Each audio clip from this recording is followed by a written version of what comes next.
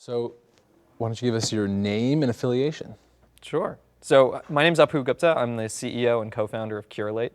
Curate is the most comprehensive platform for marketing with images on the web. Give us the founding myth of Curate. Yeah, so one of the stories that's been kind of talked about with Curate is that when we started, we weren't Curate. We were actually a company called Storably. So we started back in May of 2011 as Storably. And what Storably was Airbnb for parking and storage. So for those who've never heard of Airbnb, Airbnb lets you take a spare room in your house and turn your house into a hotel. So we looked at that and we said, oh, there's kind of we could do something similar for parking and storage. So let's take spare space in your basement or your driveway and we'll turn that into storage or parking. And we managed very convincingly to get a little bit of money out of some investors and who thought it was a great idea at the time, and we all thought it was a great idea at the time. But about 3 months after we built the product and launched it, we started to realize it was a terrible idea. We had, after a few months and having been on every major broadcast network in the Philadelphia area, had only received 23 customers, which in the world of consumer internet is like crickets chirping. It's terrible. And so we had to make this really difficult decision at one point to shut it down. And we went back to our investors and we had this meeting with them where we said, guys, we don't know what's going on here. We've tried a lot of things. We've tried like 20 or 30 different things here to make this work, and it's not working. And we're not sure if it's the idea or if it's us. Frankly, it could just be us. We may not know what we're doing. But we think it's the idea. And so we decided collectively that it made sense to end that.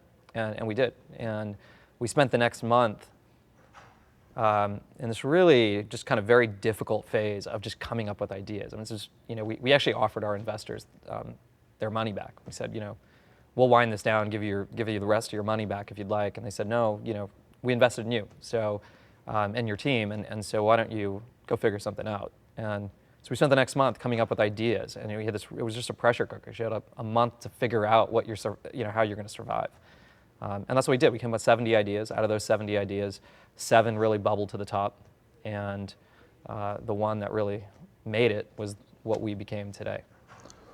Why are you in Philadelphia? So I think in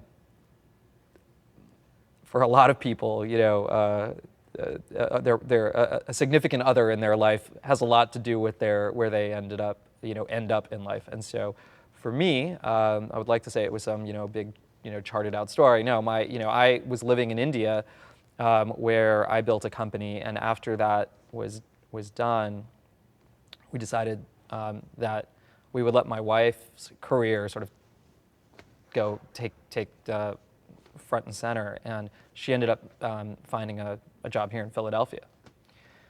And I knew I wanted to be back in tech,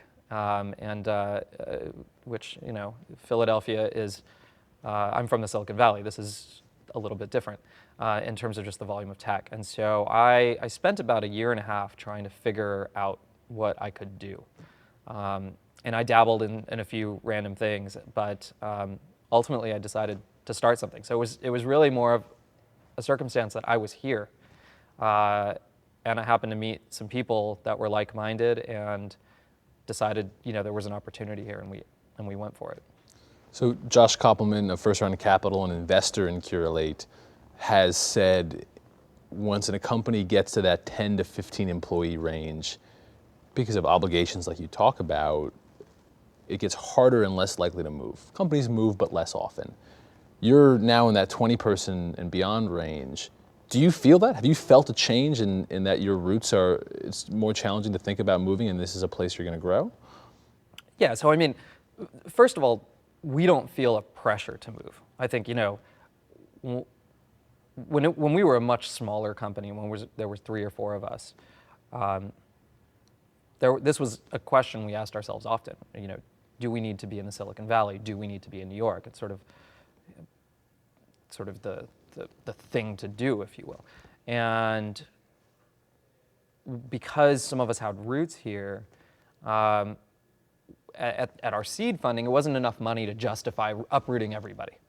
And so we didn't. And we told our investors, look, we're fortunate enough to have first round capital here, so we have the adult supervision locally. And one of our other primary investors is based out of the Silicon Valley, real old school, one of the biggest VCs in the country. And so they were comfortable with us being here. And I think now that we have 22 people, what's happened is that, a big chunk of our team has really deep roots here. Their families are here, their extended families are here, their spouses are here. I mean, everything is here. And in the end, it actually ended up being really fortuitous that we were here, because our proximity to New York means that we can grow incredibly fast. Our business our business sells very deeply into big ad agencies as well as into big brands. Well, it turns out they live in New York. And so we can have a small team in New York who can sell, and we can put everybody else here in Philly. And so we don't feel compelled to move anymore. And I think that's what's been so amazing for us, is that we actually demonstrated you can build a really viable company here in Philadelphia and not feel like you have to uproot the whole thing and jump out to the Valley or jump out to New York. We don't have that pressure.